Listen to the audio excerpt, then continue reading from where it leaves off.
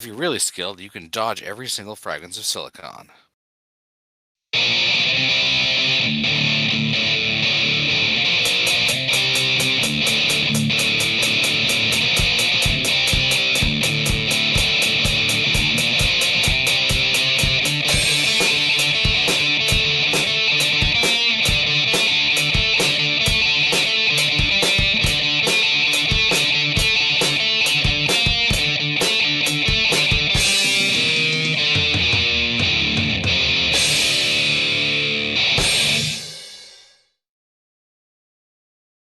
All right, welcome to another installment of the Fragments of Silicon interviews.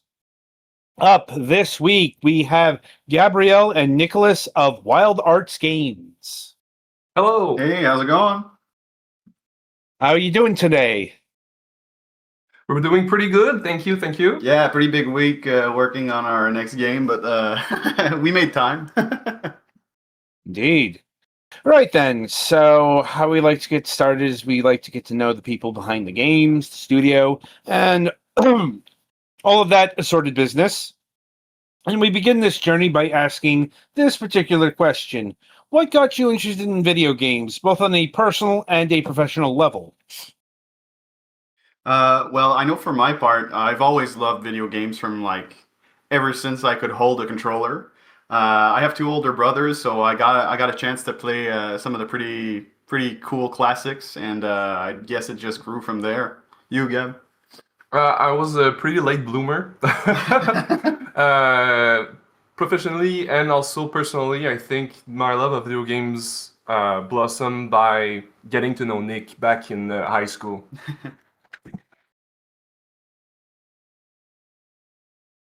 And, well, how did that eventually blossom into, making video games professionally? Well, we both followed an academic route. We studied 3D animation, CGI, and eventually game production and game design, all the way to university. So, from pretty early on in our academic career, we knew we wanted to make it our full-time job. Yeah. We didn't start straight up full time. We out of university, we both found jobs that were in the how would you say that? The game that are jobs that are like game adjacent without being like proper game development. Yeah, and we worked on the very first demo of our first game, Born of Bread, in our spare time, and once we put it out into the world, we got approached by publishers, and once we managed to get funding for that project, that was like the first time we were able to kick off WildArts and work full time on games ever since. Yeah. And at what point did that particular event happen, the funding? As in, how long would you say WildArts has been around? Oh, WildArts has been around for it's kind of hard really to say, but I'd say 8 years maybe? Well, 2017 was was Helltown, Yeah. our first game, which we made back when we were still in school. But full-time WildArts started in 2019, I think, the end of 2019. Mm-hmm. Okay, so 8 or so years, give or take. Yeah. Which is a fair amount of time to be working on, games of various designations. Yeah. Well, to be fair, most of those years were on and off, working a full-time job and then also trying to make Born of Bread happen. I'd say our full-time indie endeavor started back in like I said 2019 2020, and we've been like constantly churning out ideas and pitches and games. Yeah. Following the launch of Born of Bread. In I think that was like 2023.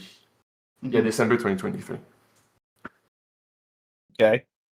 And I suppose it's worth asking, what is Born of Bread? Well, Born of Bread is like our love letter to Paper Mario, I guess.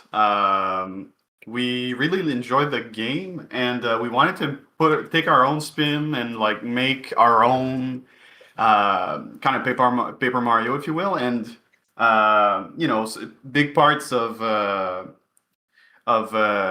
like the game is like really ourselves. We put in like the character, the stories, the mechanics, everything is like how we both sat down and just like designed stuff. It was like really like a kind of a beautiful thing. Like for once we were just like in sync, 100% working together. It was magical, really.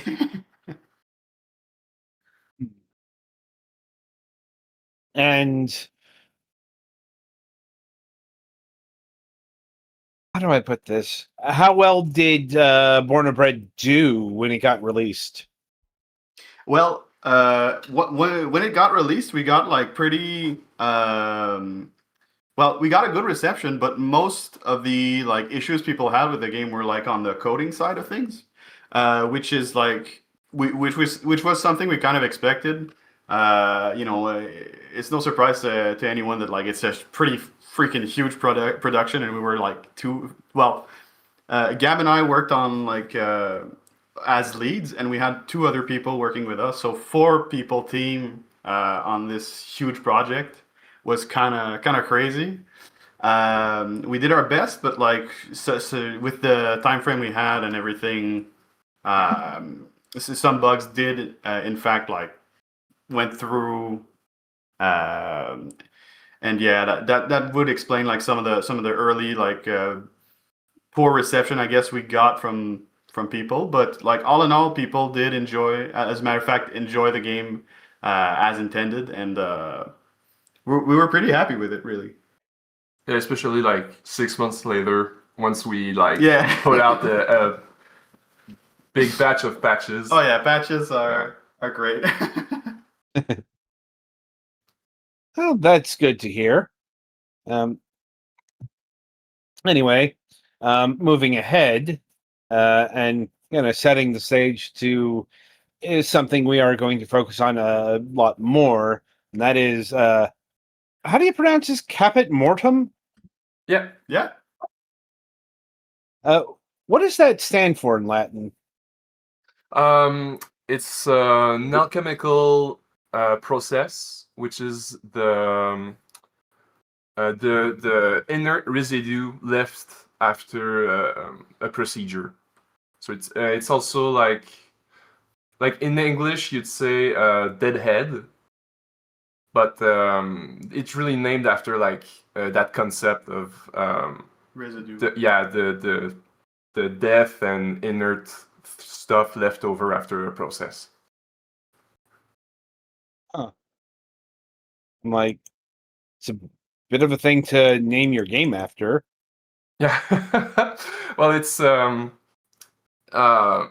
like I started this project on the side while we were still like making pitches in January of 2025. And at that time, like Gen AI and everything were like really, really, well, it still is like a really talked about issue, and I had really, really strong feelings about it, and I wanted to like make something that would express those feelings. And I thought that like the comparison between alchemists making homunculi and tech companies making AI agents that are meant to like replace people. Like I thought that was like a cool parallel between those two concepts. And like we're both artists from the get-go. Yeah. And I really see like Gen AI art and everything as like really soulless, and like that's where the name came from. It's like the Gen AI art is kind of like the inert, soulless, dead residue Residue. left after the process of making the Gen AI art. Oh yeah. So yeah, pretty strong stance and feelings about it.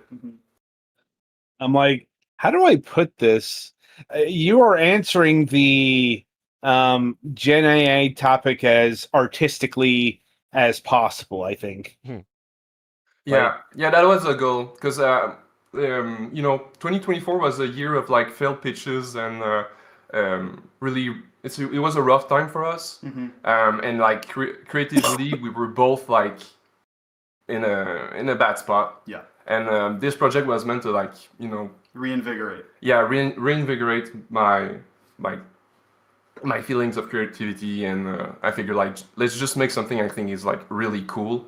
And after I showed a bit of it at the start of the project to Nick, he like thought it was really cool too. So we both finished it later on. It was kind of crazy actually, because like he pulled me, like I knew he was working on something, and I knew it was cool, but I didn't want to spoil myself. So because our workstations are like one beside each other, but I can't see his screens, and because like we're like front facing, and yeah, I just didn't want to spoil myself because I knew I wanted to give Gab the experience of like a new player, how like the perfect QA experience basically.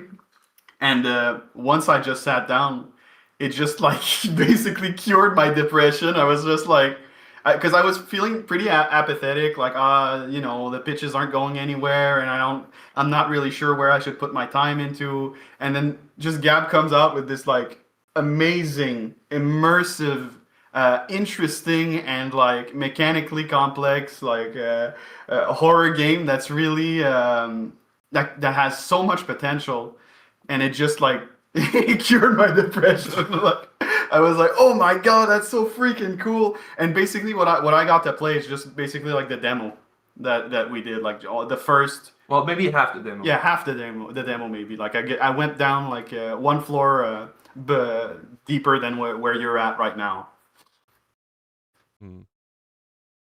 Like, oh, people underestimate how powerful spite can be in terms of a lot of forms of motivation. Yeah, I guess so. Yeah. I mean, it's not unwarranted because the AI scourge has been very, let's say, existential to a lot of people. Certainly not everyone.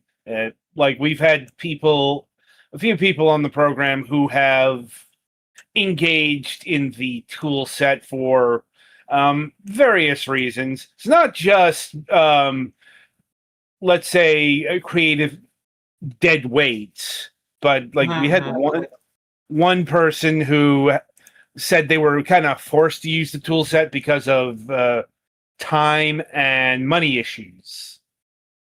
Yeah, money's tough for everyone for sure. So it is perhaps a more nuanced conversation, at least on the indie circuits. Probably not in the AAA sphere. Like, there's probably no good reason for it's not FIFA anymore, like EA FC or whatever they're calling it now, using AI voice work. Yeah. Oh my god, yeah. It's like penny scratching at its finest. Oh god, I can't imagine.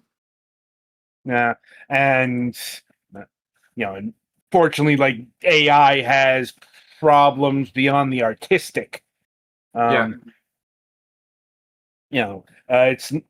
hell on the workers because AI is so shit at what it does. They have to do so much more work to correct. And now we've got the hardware apocalypse going on because AI is eating all the hardware. It's not just RAM anymore. Like RAM and storage, all the hard drives are gone. Like, I don't know. It's like something's going to break here soon, and I'm worried about what that might be. Yeah, I've been needing to get extra storage for the, streaming PC, and I'm not paying an extra $300-$400 just for 2 terabytes of storage. Ugh, Yeah, Yeah, that's hell. it's absurd. Yeah, it's completely absurd. Yeah. It's like Yeah, 2020 all over again. Yeah. I am so glad I got my laptop last year, because it was in response to the tariffs, which has it been its own price burden, but Mhm. Mhm. just didn't see all of the components going towards this horrible technology. Mhm. Oh yeah, we managed to like revamp our setup to like at the end of the pandemic, I think. Oh yeah, our So time. like Yeah. right before the whole tariff war and the AI boom. So like we're super lucky. Oh yeah, that Black Friday was a miracle for us. Yeah, well, that's good to hear. Mhm.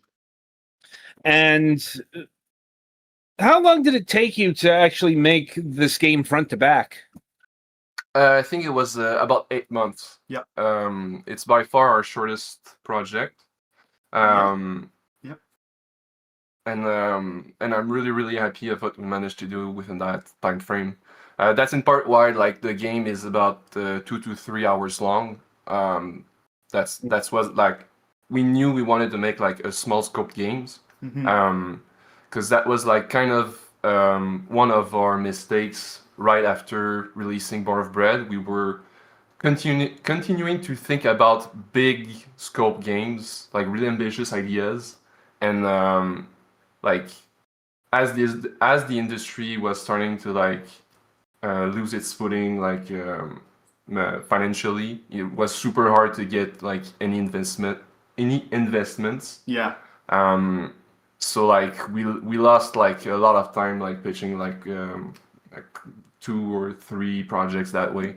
Yeah, projects that are just way too big for the market right now. Like publishers are not interested in, at least as far as we're concerned, publishers are not interested in Risky projects. risky big projects. They want short dev cycles, low investments, and kind of not necessarily sure things, but less risky propositions. Yeah, and so like our new game Fright Train is gonna be like roughly 10 months, I think we set out to do. Maybe Yeah. a bit longer, we're not sure yet, because the game is like It's growing on its own. Yeah. Which is scary.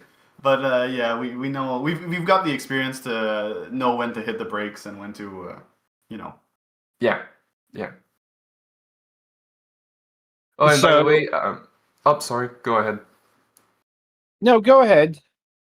I just wanted to let the person playing know that if they prefer, we've got a couple of different control solutions. Mhm. control. So like yeah, so you could like play with a more you could play this way, which is like the more hardcore, more tense way to play, because it really like removes all your muscle memory Yeah. while playing the game.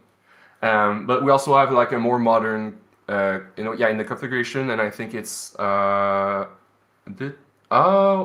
accessibility. I'll have to talk with our port guy. I think he Yeah, because forgot this is to... the PlayStation version, so I'm thinking somebody forgot to push an update. Yeah, because if you go back, music. Oh, I think okay. Yeah, I think it's a different name. Yeah, horizontal camera control, and you want to go to modern. Oh, wrong button. Horizontal. Modern. Yeah. And if you hit apply and back, I think you should be good to use like Alright, yeah. between. Yeah.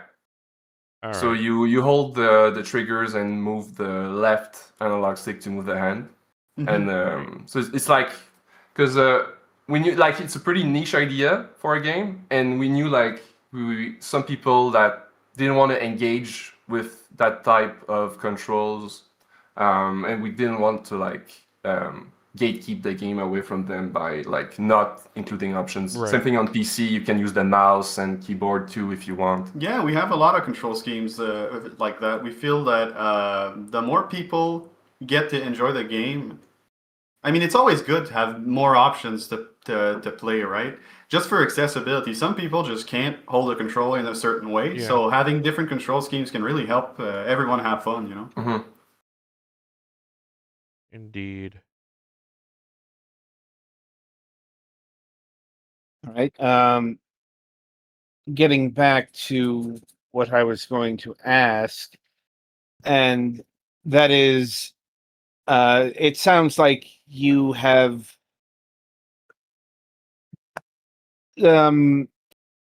taken hold of scope creep.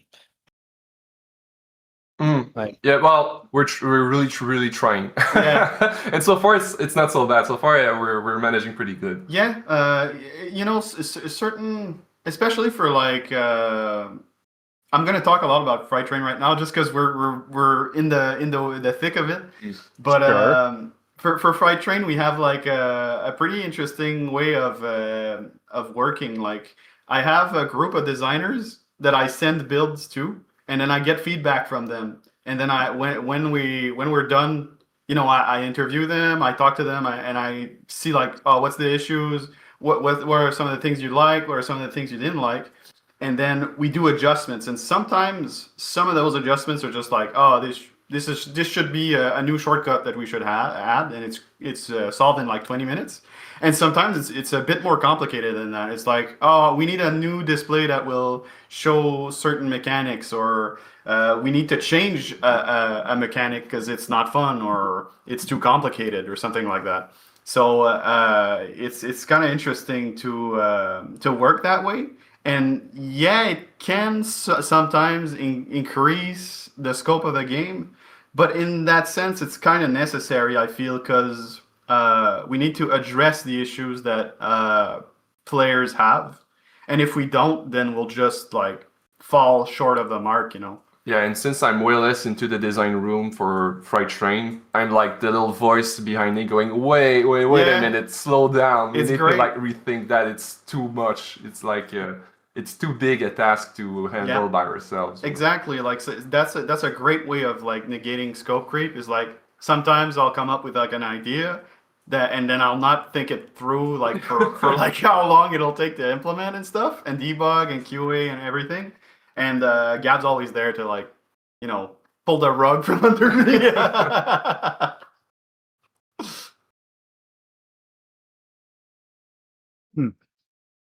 and I guess since we're on the subject, it makes sense to shift over to talking about Freight Train here.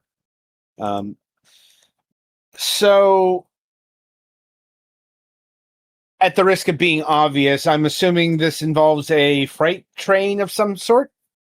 Yeah, it's like the stupid pun, like insert a like FREI, it's FRIGHT. Yeah, fright as in scary. Yeah.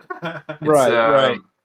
It's a Resident Evil 4 inspired survival horror game that takes place solely on a train in Antarctica, and we're currently focusing on the survival mode, which is like an endless arcadey Call of Zombie like game mode. Yeah. Which like encompasses all the gameplay mechanics of the game. And the idea behind working on that first is that we can polish and iron out all the gameplay and design ideas first. Yep. And then like give us a better Tool set for the campaign mode. to ease production on the campaign mode. Like, we have all the story, all the beats, a bit of level design figured out. But for the demo, we thought that like players would really enjoy like a more replayable thing that wouldn't spoil any story. Mm-hmm. Yeah. Oh, you stepped on the trap. Yeah. That's the first trap of the game. And it is worth noting that this is markedly different than what we got on display here. I mean, Yeah. they're both, I guess, ostensibly horror titles, but Fright Train is not only just a third-person action survival horror game. Think like Silent Hill or Resident Evil, something like that. But it's got a big old cartoon dog. Yeah.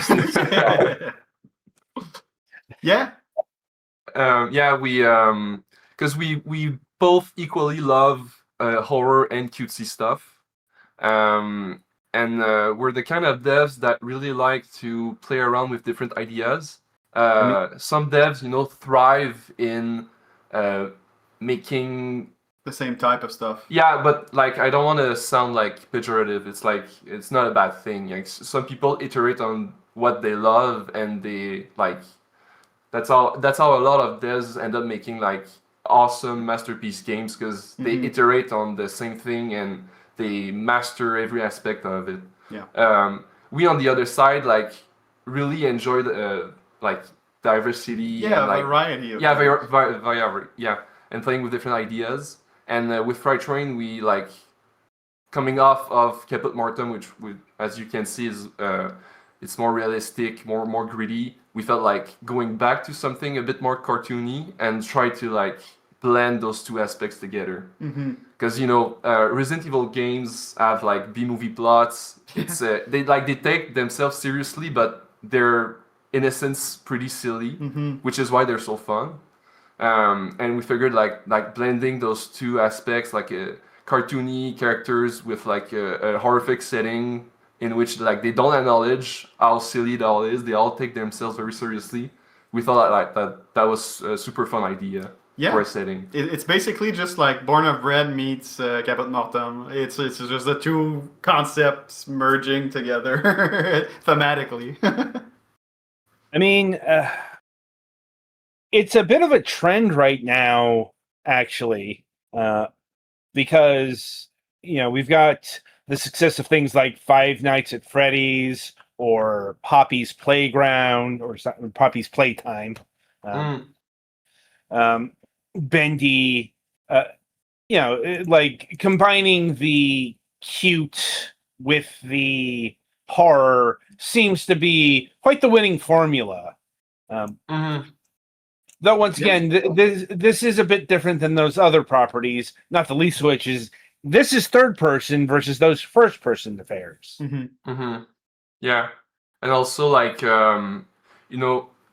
something that I think makes those games as popular as they are is that they really cater to like subject matters and things aimed towards children. Like Puppy Playtime, it's a toy factory, and there's kids involved. Freddy Fazbear is like mascots aimed at kids and everything. And I think that's like my nephew won't shut up about it. Yeah, it's like a super like like we didn't feel like doing something that in that same vein though. We felt like they're all adults. They're all like treating themes like adults in our game. I think it's just like something that naturally we didn't go towards that. Yeah, it just felt right for like to have like a serious plot a la Resident Evil, Yeah, for this game in particular, at least. Yeah. So we've talked about what this game is in the broad strokes, but what's going on? Like, who is this Special Agent Doug Barker? What is he doing? Why is he on this train of horrors? He's so we can't talk too much about it. Well, we can give the broad strokes. Yeah, we can give it. So he's part of a paranormal agency called PAW, Yeah. which is if you're familiar with Hellboy, it's similar to BRPD. Mm-hmm. I always forget the acronym, but yeah, it's similar. It's like I love Hellboy, and there's like a bit of influence from that in the setting. And his agency is responding to a distress signal sent from a locomotive research station in Antarctica owned by like a secretive and sketchy corporation a la Umbrella. Mm-hmm. And they've had their eyes on this project of theirs for a while, and like it's their opportunity to investigate and figure out what's going on. So that's like the premise of the game. Mm-hmm. And You basically get stuck on the train and have to keep it running, or else like the power cuts out, the train stops moving, and the cold gets like freezes you to death. And on top of that, there's zombies and weird creatures from like another world that are seeping through the train, and it gets pretty crazy. yeah, And yeah, we have a campaign mode, which is a story setting with basically like the premise. And we also have a survival mode, which is more akin to like an arcade shooty, kind of like Nazi zombies from Call of Duty. And it's about like exploring the train and maintaining it and all that good stuff. Sounds like a not good time, but certainly a action-filled time. yeah. And also like while it's like horror adjacent, with Caput Mortem, the goal was like to make a tense and scary game. But with Fright Train, sorry, our dog is being like Really a annoying. gremlin right now. I'll deal with it. Okay, I got it. Yeah, sorry, I was saying that Caput Mortem was meant to be like a scary, tense experience, while Fright Train we're really going more towards like a horror theming. Like in the campaign, we will have spots for more tense situations, but it's like mainly like action, horror fun. And that does trigger another question, because you've used the term survival horror on your Steam page. So does that mean you will be constrained in resources like a old school survival horror title? Yeah. And once Nick comes back after having dealt with the dog, he'll go more into detail about that. But there's definitely like a big emphasis on resource management and I think. Do you want to talk about it a bit? Like resource. Yeah, the inventory system and like how it compares to other survival horror games. Okay, yeah. So this is like one of my favorite topics about like Fright Train. The angle I'm trying to push on this game is like I want to introduce players, like casual audiences, to more complex mechanics, like more hardcore mechanics.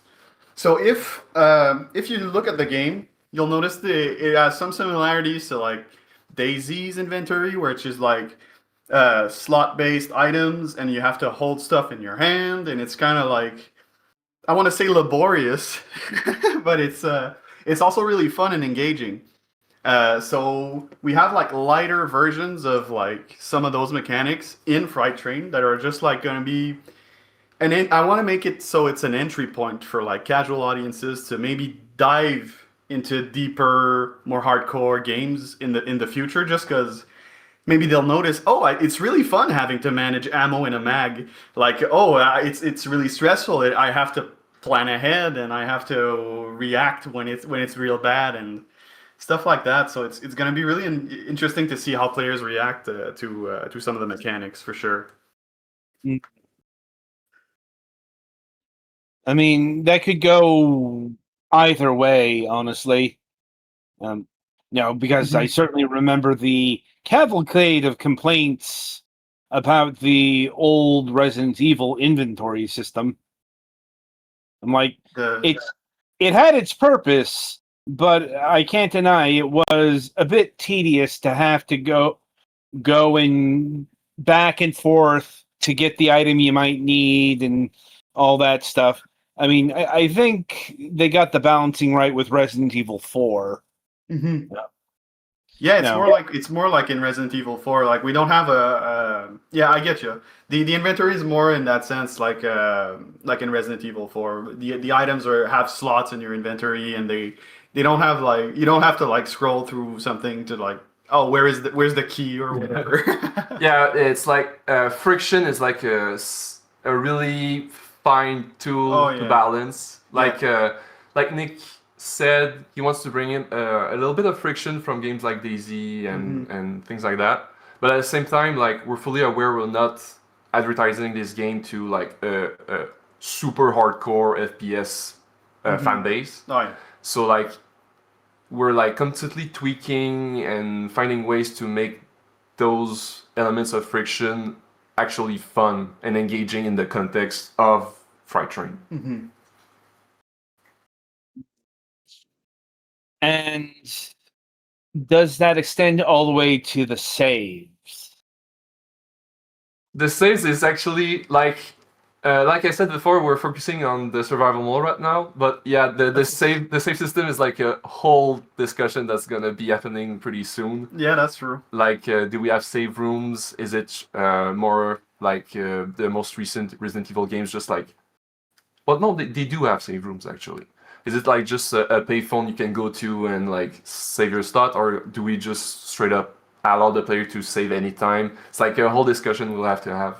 As far as I'm concerned, I think like having both a dedicated save room and also having like intelligently placed autosaves just go a long way into like validating the old school players while also accommodating casual audiences. I think that's the route I was thinking we would go, but I guess we could definitely talk about it more for sure.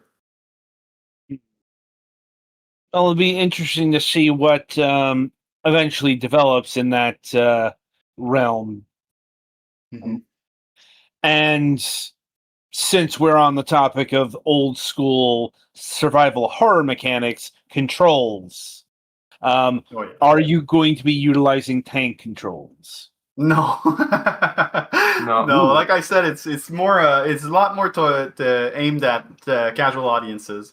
So there will be some friction with control stuff, but very sparingly.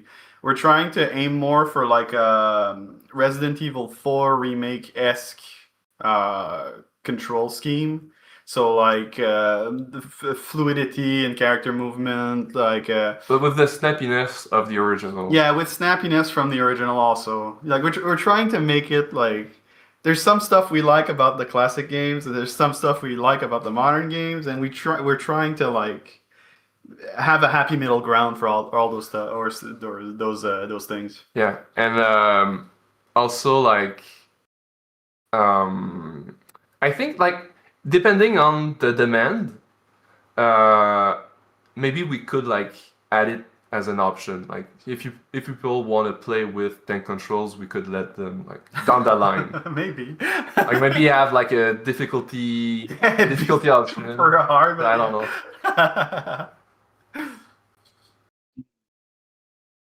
And I'm presuming all the graphics are real time. Yeah, for this, like for Kappa Mordum, everything is baked in.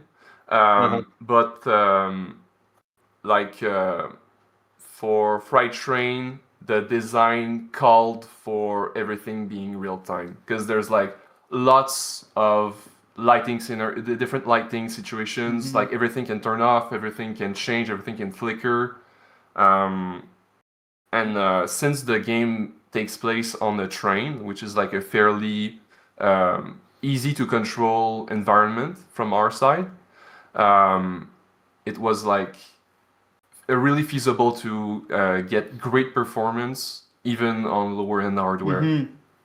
Yeah, we've got some pretty crappy graphics card to test that stuff. And how many people are at or working on this project versus your first one? Like, has it expanded beyond the band of 4? No, actually, we we scaled down. Yeah. Like in 2024, we had to let go of our friends because it was just not sustainable at that time.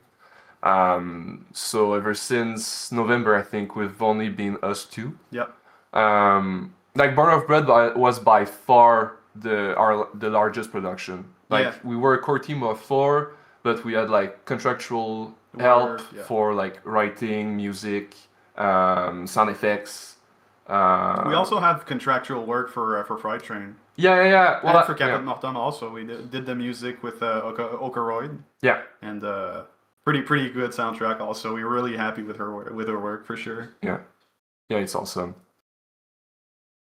It's So got like ultimately- Oh, sorry, go Okay. ahead. So ultimately, how far along would you say Fright Train is at this point in time? Oh, great question. We're not. We don't want to say too much, but it's coming along great, and like we can actually properly play the game. It's starting to feel pretty polished in the survival side of things. But for We're aiming for a demo like early spring, yeah. and the full release this year for sure. Mhm. Okay, that's not too far off. And indeed, it's not the only project that you have, not necessarily cooking, but listed on Steam that is upcoming. Yeah. But I suppose it's worth asking, is any work being done on, say, Deck Heroes or Hell Drive right now, or is it just all on Fright Train right now? Yeah, it's all on Fright Train. Deck and Hell Drive were both projects that we tried to pitch in 2024, and like making a Steam page and like putting out stuff on social media was like you want to see like the engagement you get from that. Do people want to play these games? And unfortunately, like We just didn't see that. yeah, both of the games, like there were some people that were really excited about those projects, but unfortunately, like there was not enough people to like either interest publishers to fund these projects or for us to like make a campaign or whatever with those. Yeah. And so like for the moment they're shelved, and maybe we'll come back to them in the future. But for now, they're there. Yeah. Okay, that's actually good to know. And it also seems like you're doing Fright Train completely by yourselves. That is to say, you guys are listed as the publisher versus your previous projects. We can't talk about it right now, but there might be some interesting developments on that front. Duly noted. Duly noted. And I guess this gets down to a root question. Did you decide to go ahead with Fright Train because of the social media responses it got? No.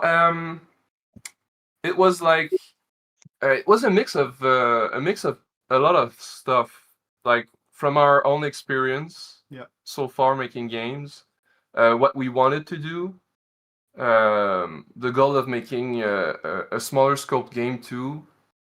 I can't remember right now what was like the catalyst for that decision. I just think like we just thought having like a survival mode first, that basically like a replayable game mode. Yeah, a replayable game mode that allows us on the back end to code all the stuff that we'll need for the campaign mode was just such a great idea and such a great use of our time that we felt we and also obviously the idea is great.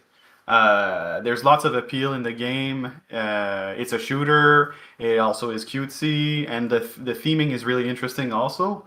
So it was just a great idea all around, and the great social media responses we got came later, and that just like reinforced the idea. Like a month in, we were already seeing like proper, way above normal responses for us at least. Yeah, because And, that's something that's really tricky. It's like communicating what makes your game cool. Yeah. Because we're in the thick of it. It's hard to like pinpoint something that we know will make people talk. And like I think like one morning I was like, oh yeah, I'll just show like the fact that your inventory appears on yourself.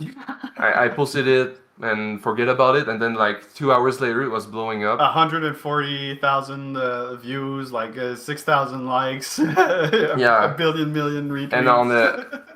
And on the contrary, when I'm like really trying hard to make something that like, oh, people are gonna think this is so cool, it gets like 100 likes. So yeah, it's challenging to like be a good communicator. Mm-hmm. Yeah. Like, and I suppose I'm winding down on the questions here. So just a couple more. Mm-hmm. Have you determined price yet? Not really, but we're always really mindful of that. Like we compare to similar games with similar scope, what like players are expecting, and like we always advocate for a just price. Yeah, recently we've gotten some concerns from players in Poland for Captain Martin. Because in Poland, Steam, there's a whole story about it. Like the conversion rate that Steam suggests for I don't remember what's the name of the currency, the Polish currency. It's like way above what it should be. So there's like a big movement of players in Poland that ask for a fairer price in their region. Yeah, and we totally we helped them for sure. Like we changed the price because the stuff like that is kind of rough on players. Yeah, especially nowadays. Apparently, it's the Polish Zoltoy or Zoltoy. Yeah, that's it. Yeah. Like Polish words make my tongue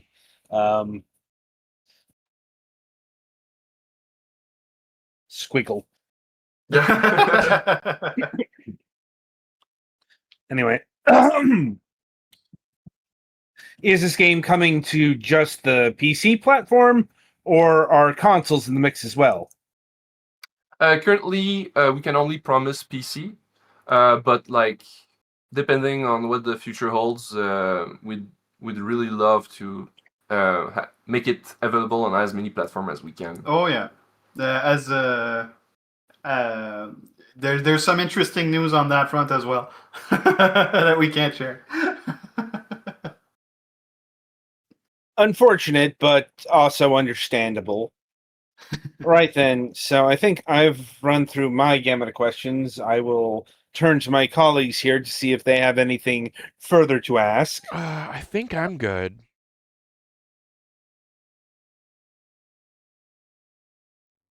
Is Galax even still here? Good question. I don't think No. so. No, he I think stepped out. I think he had to go. Yeah. Yeah. All right. So yeah. So I think that will about do it here. So I want to thank you both for taking time out of your schedule and talking with us about your games. Well, it's a pleasure. Thank you so much for having reached out. Yeah, thanks. It's been great. Mm-hmm. All right. So yeah, the games are actually many. It's like we covered quite a few, but just some of the highlights.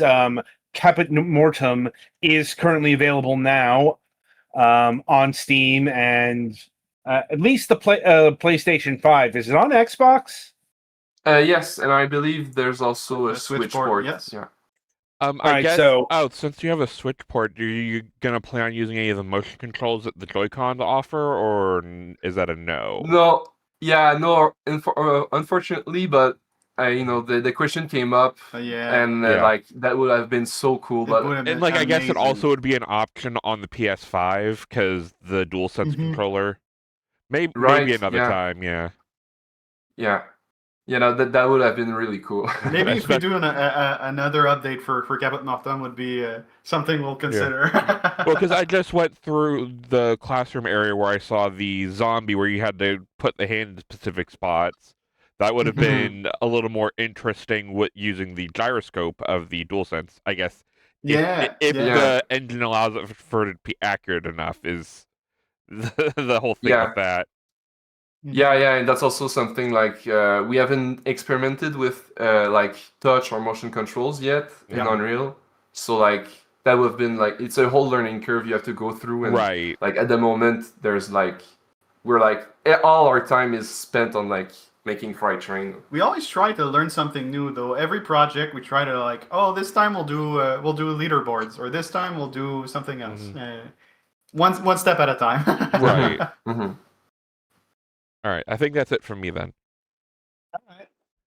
Right then. So yeah, that'll about do it for this installment of Fragments of Silicon. As always, join us next time on the Sunday Reviews. And until then, I shall wish you good gaming. Goodbye.